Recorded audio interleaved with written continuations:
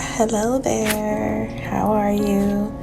Welcome back to the Art Annotations, and it's Sierra once more. And today I want to talk to you about another one of my absolute favorite artists, one who really embodies like everything I love about art and everything that drew me to art initially when I fell in love with it. And that is Destiny Blue.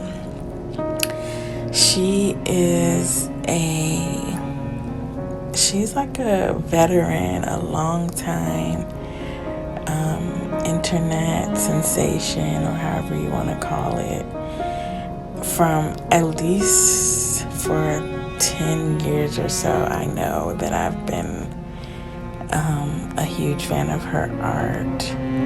Before Instagram was really a thing, there was Deviantart, and old school like graphic art lovers are familiar with Deviantart, and all the like graphic artists would post all their cool stuff up there, or kind of alternative artists, I guess, whatever that means.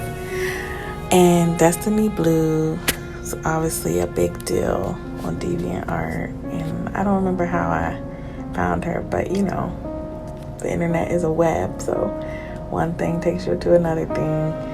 And at my old job, there was time to like do that kind of stuff. I was a summer intern, long story, but anyway. So, I came across Destiny's work and I just fell completely in love.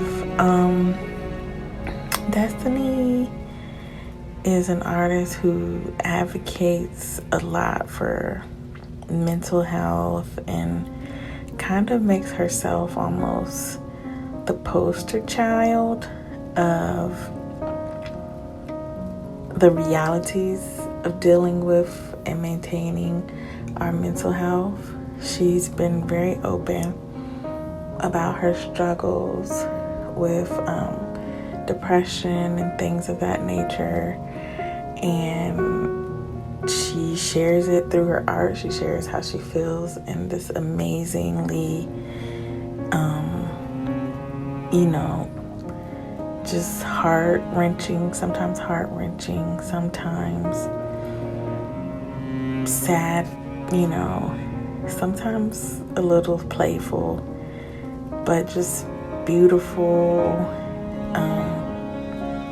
ethereal, moody portraits and art that embody entire emotions and feelings.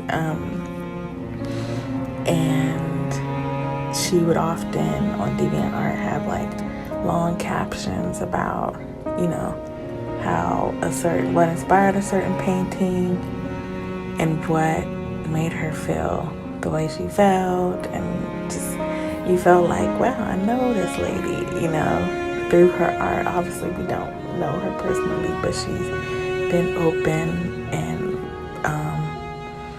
I'm sure that many people who suffer from the same thing are truly touched. And more than anything, I feel like she's so real in the sense of, she highlights the happy moments. She channels her pain through her art, and that's a real thing because some of the most beautiful art comes out of pain. But then she also, shares with us the darker moments, but still seems to always try to, show a lust for life, which is nice. So I'm gonna share, I don't know, I love everything, but I think if we want to keep it considerably short, then I should probably just keep it on Instagram and show you a couple of my favorites from her Instagram. So one of my favorite pieces that she has up, including the captions. As you know, I love captions.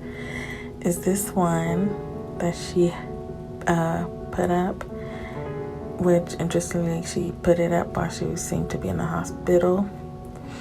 And this one shows a girl sewing up her heart. She's sad and it's like burning.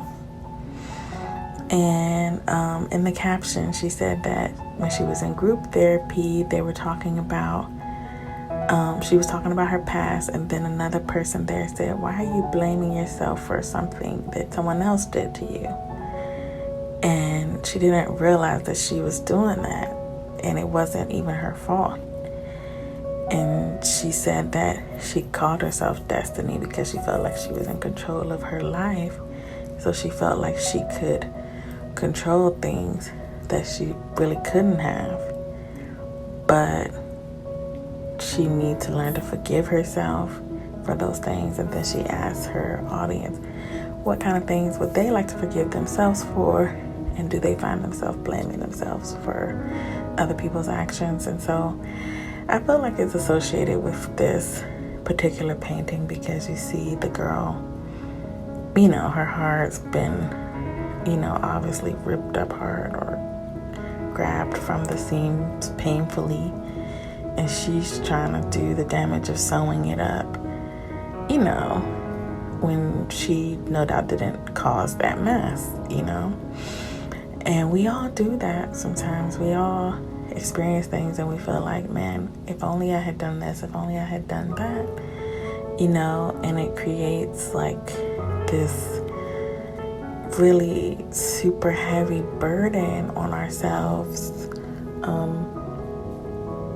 because we feel like we could have prevented things from happening.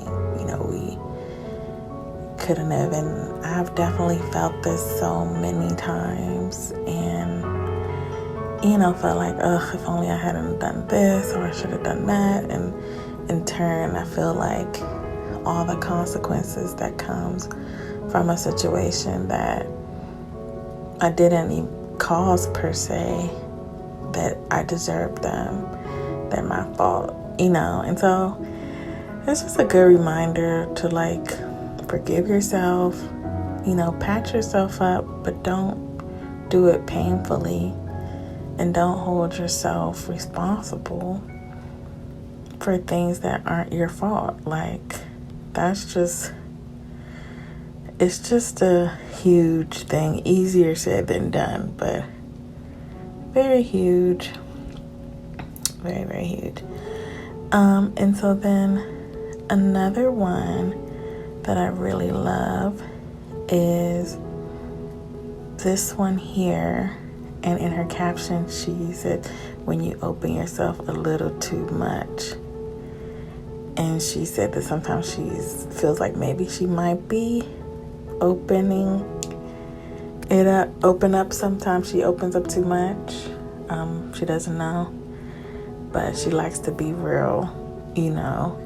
And then she asks if you like to open up or share stuff, and you see the woman here just like going beyond opening up under her clothes or whatever. She's like open her whole down to her skeleton and all that kind of stuff. And you know, I can relate to that because I feel like once I open up, I'm just like an open book. Like can be kind of cryptic and kind of reserved at first, but if I feel like, you know, I'm not that hard to get to know, you know, and I'm an open book. I don't, for the most part, I try to be obviously classy. If something I have going on concerns someone else, I'm not going to splatter all their business out. But for me, you know, I try to be real and open. But sometimes being like that isn't always welcomed. And that's a huge thing that I'm learning is that everybody doesn't want to hear your candid truth. And that's true. Like, you have to know how to temper what you're saying. You do. You can't always just say what you want to say and think that, you know, put it under the banner of this is the truth, so I'm saying it. Like, it doesn't matter. You have to read the room, know who you're talking to and stuff like that. So, and in turn, you have to really, I remember one time reading a tweet where someone was saying, they like to always make sure that the person that they're talking to, before they dump on them, they ask them if they have, the bandwidth. And I think that's kind of a nice thing. Like, if you all are in a conversation where both of y'all are dumping, okay. But if you're not in a full-blown conversation with somebody, then just spilling your whole heart sometimes is not always welcome. I personally like people who just super honest, spills out their beans. But I've come to realize that I'm not a great judge of character. So, I don't know. The people that I like, sometimes they prove to be great, sometimes they don't. The people that I don't like, sometimes there's no reason for me to not like them. They turn out to be good people. But I digress. But the point is that, sometimes exposing yourself emotionally or verbally is just like if you were removing your skin and just exposing your skeleton. It could be just as horrifying, but it can also be, to some, super intriguing, super awe-inspiring, super, mystifying to see your insides, But everyone is truly different, so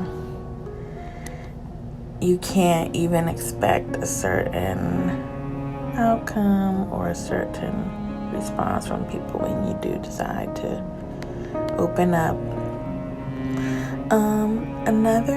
I'll say the last one, because I'll try to keep it to 3 and try not to just be blabbering on and on like I was talking about.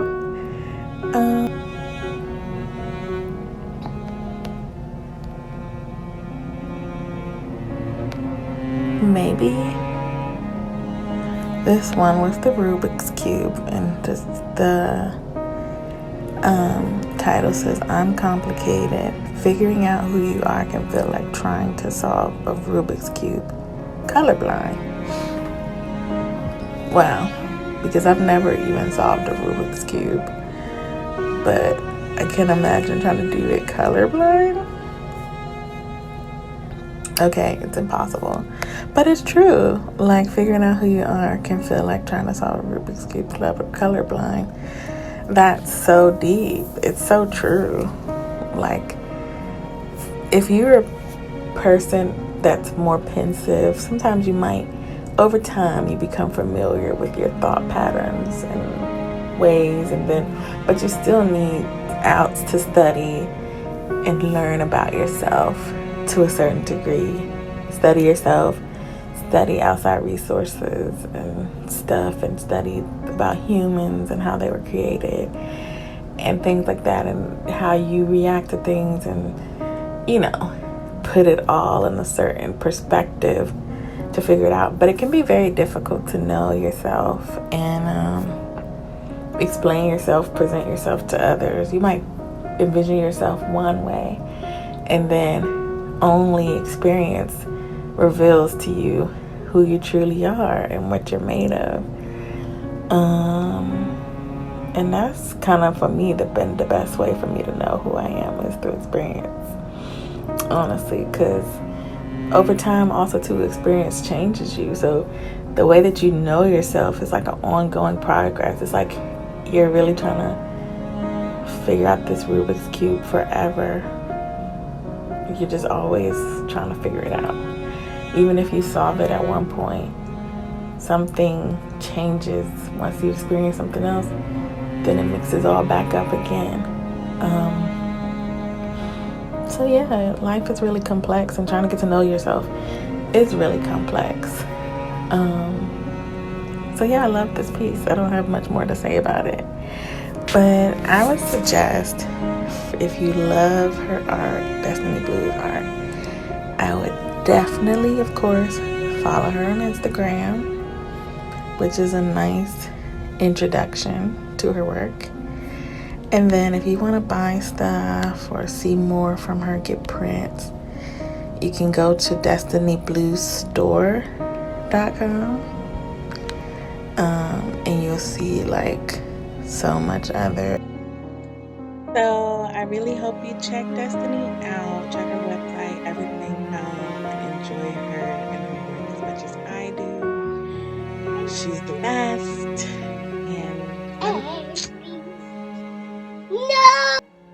And go check out her Deviantart and let me know in the comments which of her pieces are your favorite and why. And I'll talk